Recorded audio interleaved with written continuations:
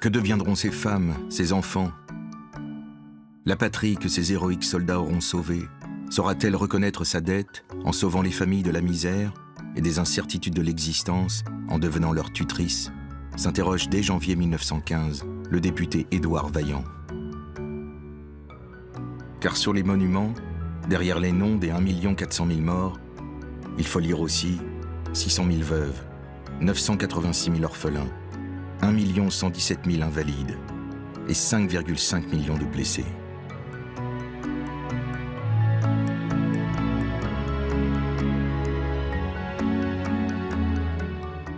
Alors c'est qui les blessés? C'est l'Office national des mutilés. Et alors ce service, il est complété par un Office national des pupilles de la nation qui lui dépend du ministère de l'Instruction publique et qui est créé par une loi de 1917.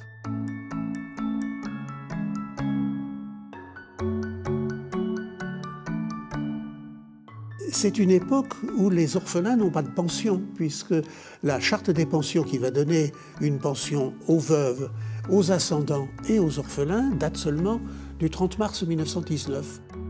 Donc il faut faire quelque chose pour les orphelins. Ça va être l'Office national des pupilles qui va subventionner des orphelinats laïques ou catholiques ou associatifs et lui aussi constituer des offices départementaux. Vous avez donc deux organismes qui se constituent, un pour les mutilés, un pour les pupilles. Il nous reste encore des pupilles 14-18 et l'ONAC apporte de façon soit ponctuelle, soit régulière les aides qui leur sont nécessaires pour les laisser au maximum dans leurs repères et à leur domicile. Ce sont essentiellement des aides pour des frais médicaux qui resteraient à charge, des aides plus régulières de portage de repas à domicile, achat d'un lit à hauteur variable ou dans le cadre de la sécurité de téléalarme. En fait, ce sont des situations individuelles. Eh bien, j'ai le statut de pupille de la nation parce que mon père est décédé en 1945 des suites des blessures de la guerre 14-18. Il a été blessé une première fois, mais légèrement, et il a été renvoyé sur le front. Et puis, c'est en octobre 1918, un mois avant l'armistice, qu'il a été laissé sur le terrain pour mort. C'est comme ça qu'il a été sauvé, mais avec des blessures qui ont perturbé la vie. Ça a été une vie, un enfer pour lui et pour ma mère. Alors l'œuvre des pupilles a été absolument considérable. Tous les établissements n'indiquent pas les boursiers, mais vous avez des établissements, le lycée de filles de Dijon par exemple, ou celui de Bordeaux. Ils indiquent toujours dans leur registre les boursiers et les pupilles de la nation. L'Office des pupilles leur a permis de faire des études. Dans les années 30, vous avez des classes préparatoires aux grandes écoles, pratiquement que des boursiers, et dans les boursiers, beaucoup de pupilles.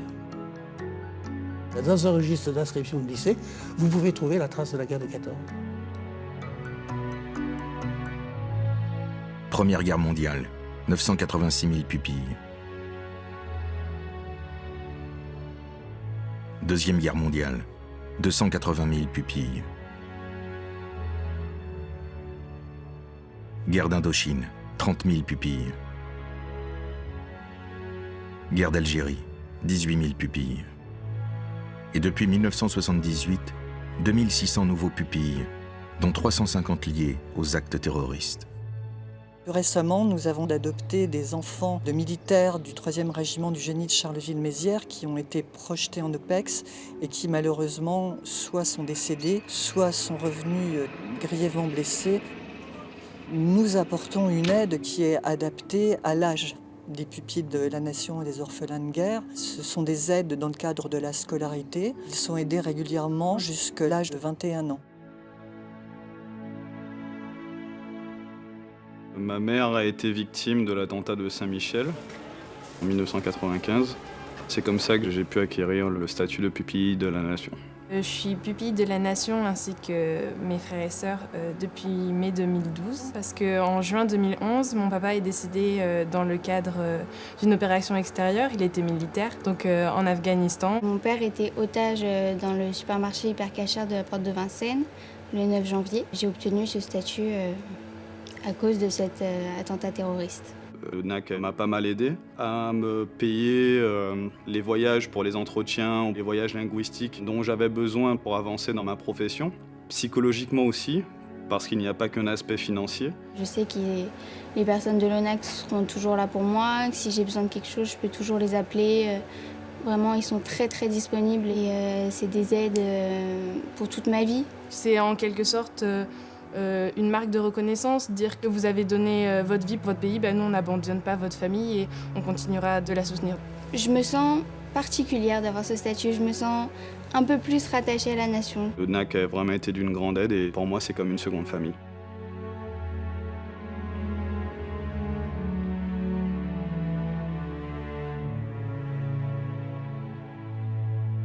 On pouvait espérer que le XXIe siècle naissant verrait diminuer peu à peu le nombre des pupilles.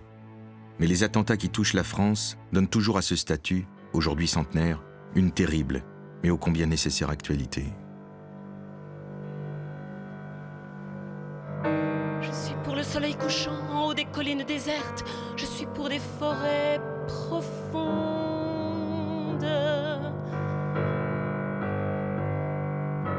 Car un enfant qui pleure, qu'il soit de n'importe où, est un enfant qui pleure.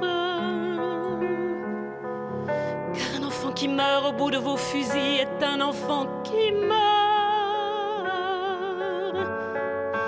Que c'est abominable d'avoir à choisir entre deux innocences.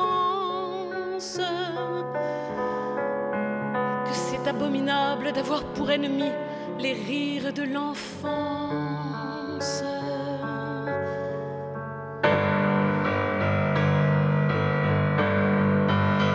Pour qui, comment, quand et combien, contre qui, comment et combien, en perdre le goût de vivre. Le goût de l'eau, le goût du pain et celui du perlimpinpin dans le square des Batignolles.